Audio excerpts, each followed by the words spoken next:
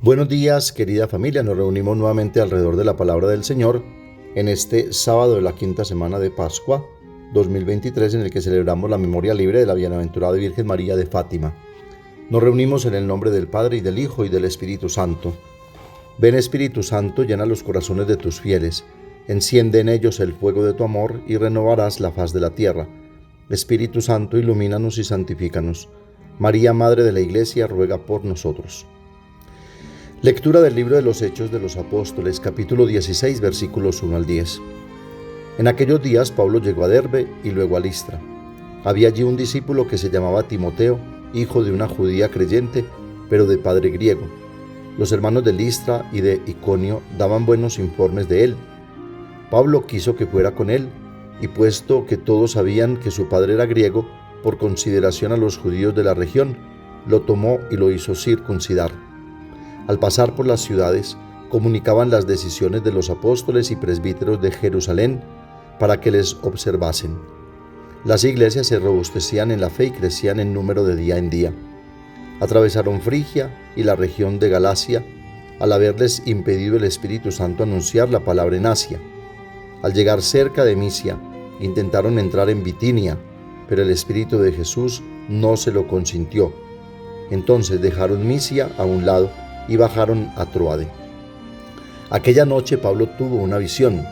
Se le apareció un macedonio de pie que le rogaba: pasa a Macedonia y ayúdanos. Apenas tuvo la visión, inmediatamente tratamos de salir para Macedonia, seguros de que Dios nos llamaba a predicarles el Evangelio. Palabra de Dios. Salmo 100 o 99. Aclama al Señor tierra entera. Aclama al Señor tierra entera, sirvan al Señor con alegría. Entren en su presencia con vítores. Sepan que el Señor es Dios, que Él nos hizo y somos suyos, su pueblo y ovejas de su rebaño. El Señor es bueno, su misericordia es eterna, su fidelidad por todas las edades. Lectura del Santo Evangelio según San Juan, capítulo 15, versículos 18 al 21. En aquel tiempo dijo Jesús a sus discípulos: si el mundo los odia, sepan que me ha odiado a mí antes que a ustedes. Si fueran del mundo, el mundo los amaría como cosa suya. Pero como no son del mundo, sino que yo los he escogido sacándolos del mundo, por eso el mundo los odia. Recuerden lo que les dije: no es el siervo más que su amo. Si a mí me han perseguido, también a ustedes los perseguirán. Si han guardado mi palabra, también guardarán la de ustedes. Y todo eso lo harán con ustedes a causa de mi nombre, porque no conocen al que me envió. Palabra del Señor. En la lectura de este día podemos resaltar algunos aspectos importantes. Primero, ante todo, la Iglesia es conducida por el Espíritu de Cristo resucitado, que en lo impredecible e insospechado de Dios va llevando al conocimiento del proyecto de Dios y a la realización de ese proyecto para la salvación de todos, en una apertura generosa al otro, a quien espera con confianza encontrar la verdad y que tal vez no ha podido encontrarla por malas elecciones, por influencias, por ignorancia, como dice San Pablo. Por eso debemos resaltar la apertura al Espíritu, para que sea Él quien nos conduzca a la verdad plena. El Espíritu Santo en varias ocasiones impedía a los misioneros detenerse en alguna ciudad, porque como vemos, la misión estaba dirigida a Macedonia, tal vez el lugar más necesitado en ese momento del encuentro con Cristo y su palabra. Segundo, Dios va poniendo en el camino las personas y los medios necesarios para la evangelización. Y aunque ya se había acordado en el Concilio de Jerusalén que no era necesario circuncidar a los convertidos, sin embargo, hay que obrar siempre con prudencia y caridad, respetando siempre las culturas y las mentalidades para hacer viable la inculturación del Evangelio. Pues el Evangelio es una propuesta de salvación y no una imposición avasalladora. El Evangelio es una apertura siempre al otro y una renuncia a las propias convicciones.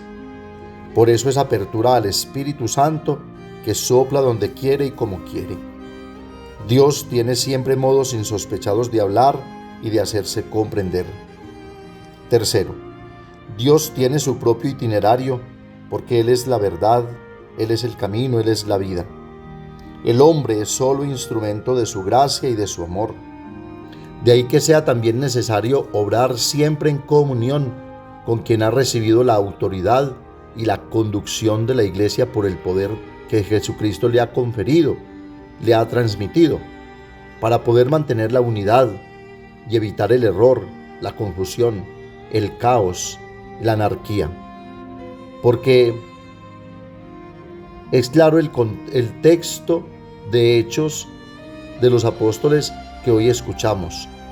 Al pasar por las ciudades, comunicaban las decisiones de los apóstoles y presbíteros de Jerusalén para que las observasen. Qué bueno que esto lo entendamos hoy, sobre todo en la apertura de la Iglesia a los ministerios confiados a los laicos, para hacer una Iglesia mucho más participativa en comunión y en misión, es decir, una Iglesia enviada a anunciar. Y no andemos viviendo de espiritualidades intimistas y nostalgias del pasado. Debemos recordar que ya desde el Antiguo Testamento los profetas se abrieron y confiaron al futuro de Dios, al impredecible itinerario de la palabra divina. El evangelizador debe estar siempre dispuesto a dejarse mover y a la programación no programable para la difusión de la palabra de Dios. Cuarto, saber descubrir los signos del camino misionero. Pablo tiene una visión, como la tuvo también Pedro para ir a la casa de Cornelio y abrir así las puertas del evangelio a los paganos. Esto significa el llamado a ver con los ojos de Dios, es decir, ver una realidad que es urgente, la realidad de un hombre que llama, de tal manera que allí se propicie la escucha de esa palabra. Por eso es necesario romper esquemas y no quedarnos de manera testaruda encerrados en nuestro pasado. Donde un hombre sufre, allí debe orientarse el camino del enviado, del evangelio. Pablo lo dice en 2 Corintios 11, 27, 29. Dice: trabajo y fatiga, noches sin dormir, muchas veces hambre y sed, muchos días sin comer, frío y desnudez. Y aparte de otras cosas, mi responsabilidad diaria, la preocupación por todas las iglesias. ¿Quién desfallece sin que desfallezca yo? ¿Quién sufre escándalo sin que yo me abrace? Y esta apertura, pues, se va descubriendo momento por momento y situación tras situación. Es lo que podemos llamar la pluralidad del amor cristiano. Así se conjugan, pues, vocación y comunión, escucha y testimonio, realización de sí mismo y escucha del otro, obediencia a Dios y obediencia a la historia, dice Andrea Tesarolo.